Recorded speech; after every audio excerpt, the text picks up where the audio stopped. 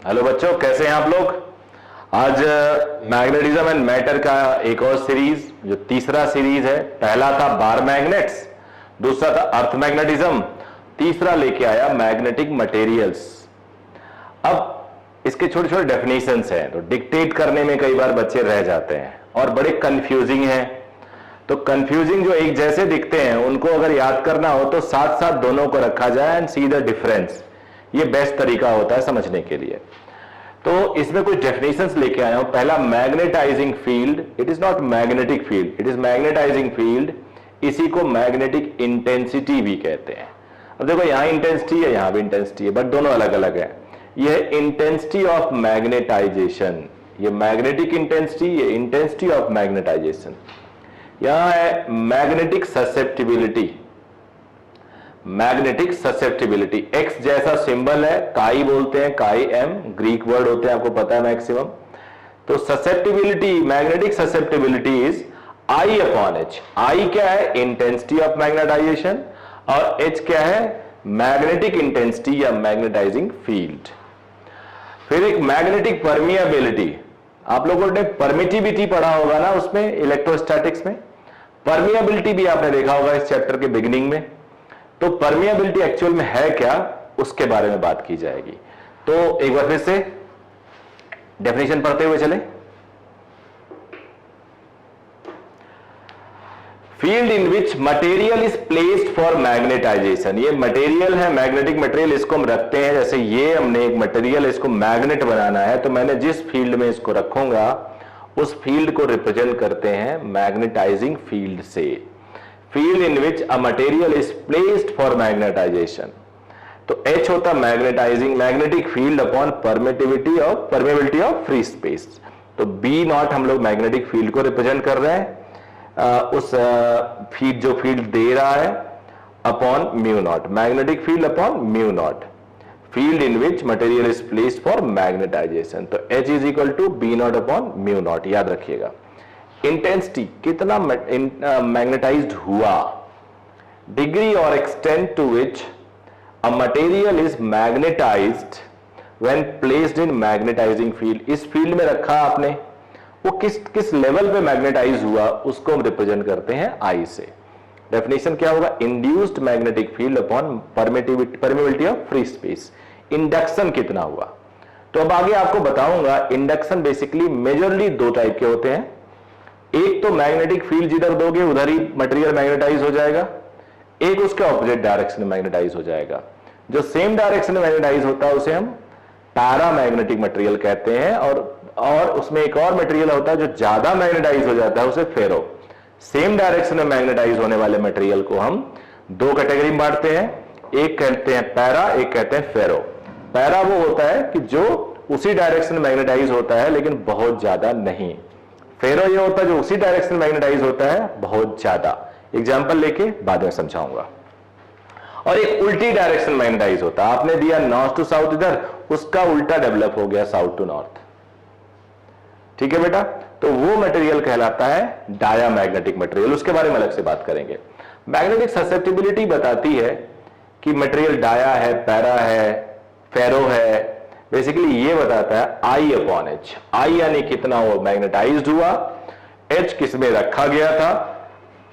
अब मान लो अगर उल्टा मैग्नेटाइज हो रहा तो I नेगेटिव होगा H का, तो माइनस में आ जाएगा। माइनस आने का मतलब डायामैग्नेटिक मटेरियल, बताऊंगा आगे अगर यहां नहीं भी याद होगा तो भी।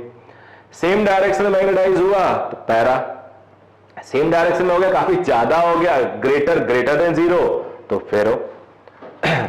अब मैग्नेटिक परमिएबिलिटी, तो जैसे बेटा परमिटिविटी होता था ना, परमिशन, कितनी लाइंस को कोई परमिट कर रहा है। बेसिकली एयर का आपको परमिटिविटी कुछ और मिलेगा, वाटर का कुछ और मिलेगा। ऐसे ही परमिएबिलिटी डिफरेंट मटेरियल की डिफरेंट होती है। तो degree to which a magnetic material can be penetrated, कितना उसके अंदर मैग्नेटिक फील्ड लाइंस घुस सकती हैं। Magnetic material can be penetrated, जिसको हम परमिएटेड भी बोल सकते हैं, by the magnetic field lines. समझ गया ना। तो म्यू और वहां इलेक्ट्रोस्टैटिक में एप्सिलॉन, ये डिपेंड करता है, ये बताता है कितनी लाइंस उसके अंदर जा सकती हैं। म्यू होता है total magnetic field inside material, अब टोटल में आता है इंड्यूस्ड और एप्लीकेशन दोनों, ध्यान देना। अभी इसको मैं आज ज्यादा यूज करूंगा। म्यू होता है total magnetic field inside material और अपॉन मैग्नेटाइजिंग फील्ड, पहला वाला। तो ये बताएगा कितना कोई मटेरियल मैग्नेटाइज हुआ, net magnetism upon H. BM magnetic का, मटेरियल का नेट, उसमें कितना मैग्नेटाइज हुआ upon H, mu is equal to BM upon H.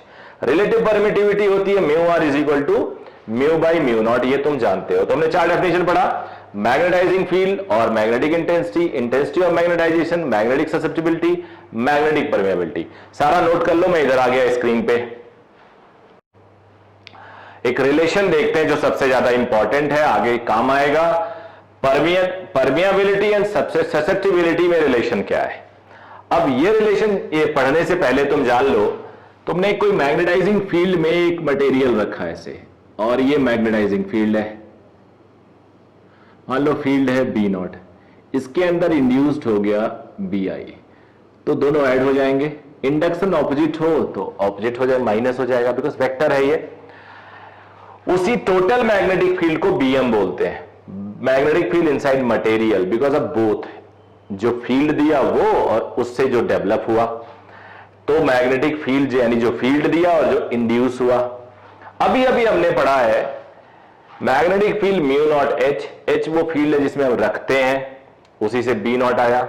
Induced वो है जो डेवलप होता है, उससे इंटेंसिटी डेवलप आती है, तो B induced is equal to mu naught I.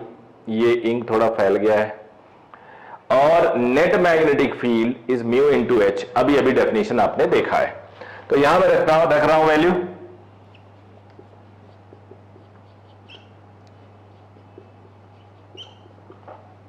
Mu से डिवाइड कर देते हैं, म्यू नॉट एच ले आता हूं, 1 plus I by H, H गया, आई अपॉन एच क्या होती है, ससेप्टिबिलिटी, अभी अभी पढ़ा है हमने। तो यहां से हो गया mu is equal to mu naught 1 plus susceptibility. अब म्यू अपॉन म्यू नॉट ले आओ, ये हो गया म्यू रिलेटिव। एक रिलेशन ये, एक रिलेशन ये बड़े काम का है, नोट कर लीजिए फिर से इसको। देखिए, when a magnetic material is placed inside magnetising field, field में रखो किसी मटेरियल को तो फील्ड सपोर्ट करेगा उसको, अगर वो उसी टाइप का मटेरियल है, पैरा या फेरो। अगर वो डाया है तो अपोज करेगा। जो भी हो, नेट मैग्नेटिक फील्ड जो आएगा, अप्लाइड फील्ड और उसका जो इंडक्शन है, इंड्यूस जो हुआ। तो अप्लाइड फील्ड को हमने अभी अभी डेफिनेशंस पढ़ी हैं, वहां से पिक कर लिया। Mu is equal to mu naught 1 plus chi M आया, म्यू अपॉन म्यू नॉट को म्यू आर लिख दिया 1 प्लस काई एम। तो ये रिलेशन हो गया दोनों बॉक्स। नोट कर लीजिए, इसका भी स्क्रीनशॉट ले लीजिए, फिर कुछ और बता रहा हूं। अब हम लोग क्लासिफिकेशन ऑफ मैग्नेटिक मटेरियल्स, जैसे भी बोला था 3 टाइप के होंगे, diamagnetic material, paramagnetic material, ferromagnetic material. ये दोनों मोरलेस एक कैटेगरी, ये डिफरेंट कैटेगरी है। डिफरेंट डिफरेंट पैरामीटर्स पे ये पैरामीटर्स लिख देता हूं।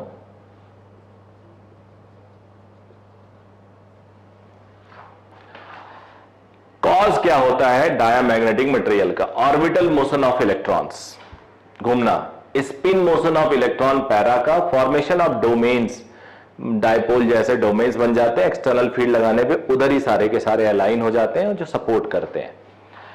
मटेरियल इन मैग्नेटिक फील्ड थोड़ा सा उल्टा बिहेव, रिपल्सन बिहेव करता है। उल्टा हो गया, अब सेम डायरेक्शन होता है, सपोर्ट करता है, तो एक एक्सटर्नल फील्ड में रखा तो फील्ड इसे रिपेल हो जाती है। वहीं अगर पैरामैग्नेटिक को रखा तो अट्रैक्ट हो जाती हैं। फेरोमैग्नेटिक को रखा तो अट्रैक्शन होता है, बट हाईली अट्रैक्शन होता है। सारे के सारे मटेरियल अंदर के थ्रू जाएंगे। जैसे यहां कोई वेलकम कर रहा है कि आइए चाय पीते हुए जाइए, कुछ खाते हुए जाइए, कोई रास्ते में जा रहा है, ये थोड़ा बहुत वेलकम कर दे रहा है, ये दौड़ा ले रहा है, ये कह रहा है कि इधर से आओगे तो ठीक नहीं होगा। तो इस तरह समझ सकते हो आप। आई एच कर्व नेगेटिव है, ये आई है, ससेप्टिबिलिटी नेगेटिव है, टेम्परेचर के साथ। IH पॉजिटिव है, बढ़ता है कैसे देख सकते हो आप, ससेप्टिबिलिटी क्यूरी लॉ इसको कहते हैं। IH कर्व बढ़ता है, इंटेंसिटी बढ़ता है, जब अप्लाई करने पे तेजी से बढ़ता है, आप देख सकते हो।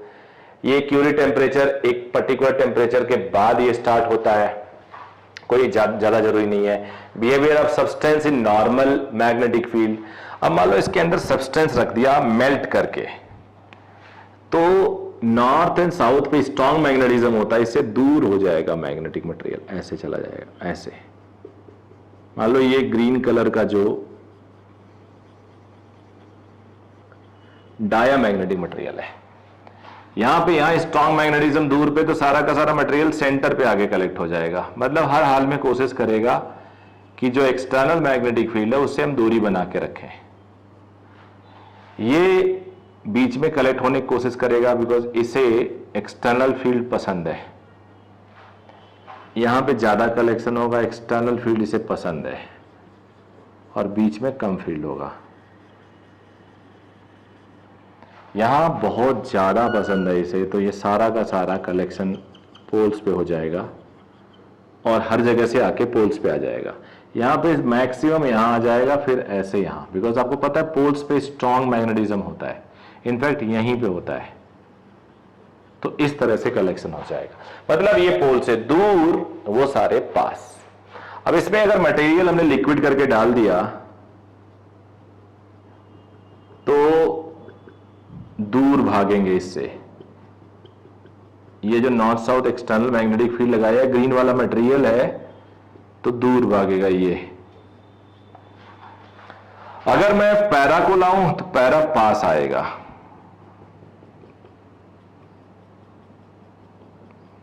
जैसा मैंने बताया पैरा को स्वागत सत्कार काफी पसंद है। यहां पे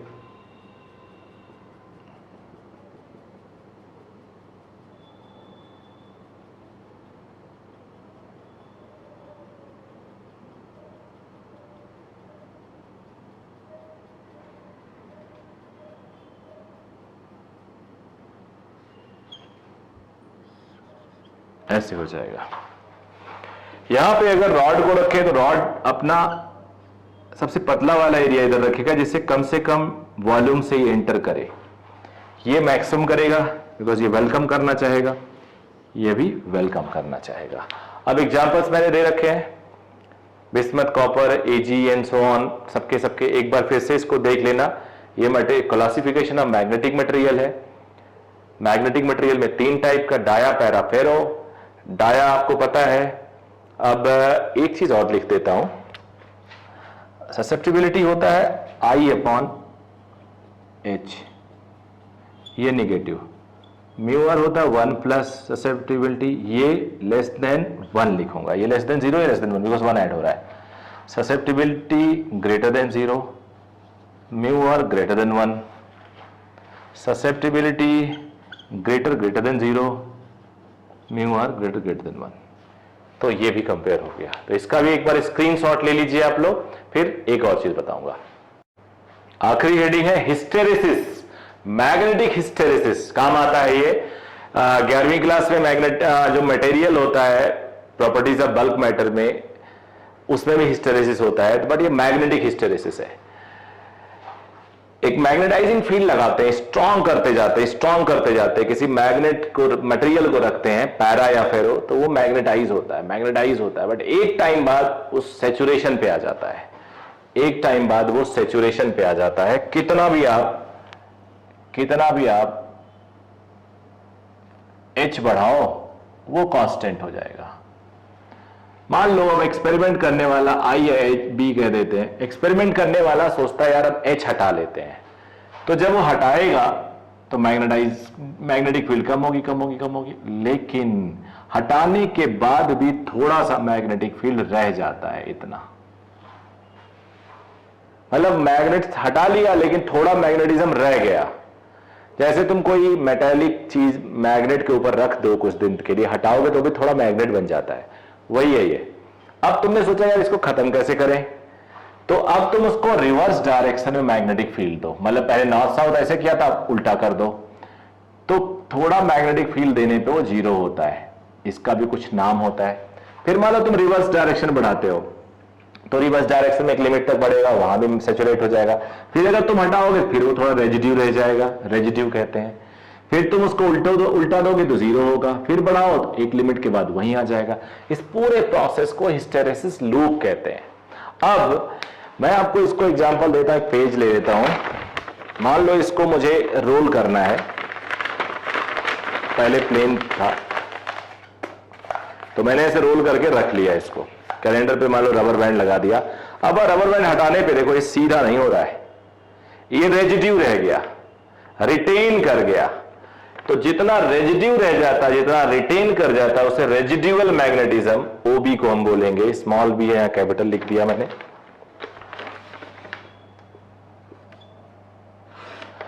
इस रेजिड्यूअल मैग्नेटिज्म को हम रिटेंटिविटी कह सकते हैं, रिमेनेंस कह सकते हैं। रेजिड्यूअल मैग्नेटिज्म, रिटेंटिविटी, रिमेनेंस, उल्टी डायरेक्शन में भी वही चीज। फिर उसके बाद रिवर्स डायरेक्शन में जो फील्ड लगाते हैं उसे न्यूट्रलाइज करने के लिए उसे हम कोरेसिविटी कहते हैं, कोरेसिविटी। तो ये इधर का कोरेसिविटी, ये इधर का कोरेसिविटी, समझ गए आप लोग? तो इस पूरे एरिया को हिस्टेरेसिस लॉस कहते हैं, इसको हिस्टेरेसिस लॉस कहते हैं। जितना बड़ा एरिया उतना ज्यादा लॉस। तो ये हिस्टेरेसिस कर्व कहलाता है किसी मटेरियल का। कर्व से आप मटेरियल के बारे में जान सकते हो। अब दो टाइप का मटेरियल हम लोग यूज करते हैं, soft magnetic material, hard magnetic material.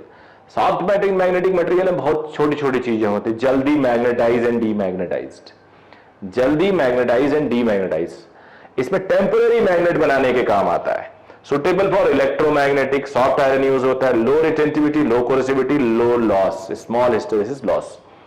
Permanent magnet बनाने की आप सोच रहे हो कि कितना भी उल्टा लगाओ इसका मैग्नेटिज्म खत्म ही ना हो, तो आप मोटे एरिया का हिस्टेरेसिस लॉस का मटेरियल चूज करेंगे, जो होता है स्टील और alnico. High retentivity, high coercivity and large hysteresis loss. तो इस तरह से एक छोटा सा चैप्टर था, ये खत्म हो गया आज। आगे नए चैप्टर लेके आएंगे। बस आप लोग पढ़ते रहिए, सपोर्ट करिए इस मुहिम को मेरे, और बेटर रिजल्ट लाइए।